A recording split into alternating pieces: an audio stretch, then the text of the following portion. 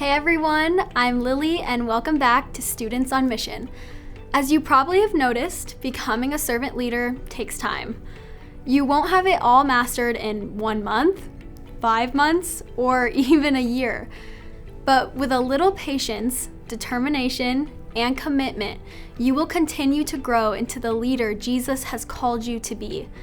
Jesus shows us that one key characteristic that's vital to servant leadership is humility. Humility is thinking about others before ourselves and not assuming we have all the answers. The opposite of humility is pride. Pride shows up in our lives when we boast about our strengths, can't admit when we're wrong, cannot take feedback, or think we're better than others and look down on them. In a world that often celebrates success and boasting about our accomplishments, humility is a game changer. In Philippians chapter 2, verse 3-4, Paul says, "Do nothing out of selfish ambition or vain conceit. Rather, in humility, value others above yourselves, not looking to your own interests, but each of you to the interests of the others."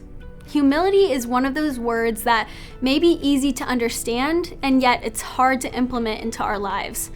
That's because society continues to tell us that we need to do what is best for ourselves. Instead, servant leaders look to do what is best for others. They see a need and find a way to meet it. And they do so guided by Colossians chapter 3, verse 12, which says, "Therefore, as God's chosen people, holy and dearly loved, clothe yourselves with compassion, kindness, humility, gentleness, and patience." Displaying these qualities in our lives will help us to lead with humility rather than pride. Jesus was humble and gentle.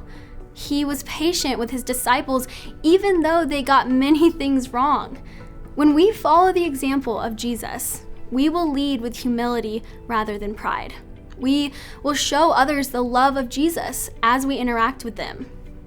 4 actions we can take to display humility are: first, resist the need to always have your way.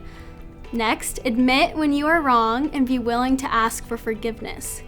And then, extend forgiveness to others. Next, invite feedback into your life. And finally, look for ways to celebrate others. What might these qualities look like in your everyday life? Let's say you have been working on a group project. Everything has been going great so far, but one of the group members has a different view on how the project should be completed. As a servant leader, how could you display humility in this situation? Some things you might do could be have a positive attitude, listen to the other person's ideas, and be willing to try their idea rather than your own.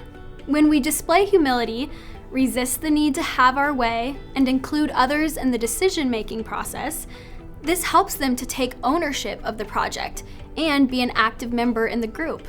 It also allows us the opportunity to celebrate others and to empower the whole team to be a success. Living with humility is a daily commitment. A good place to begin is by asking yourself these questions.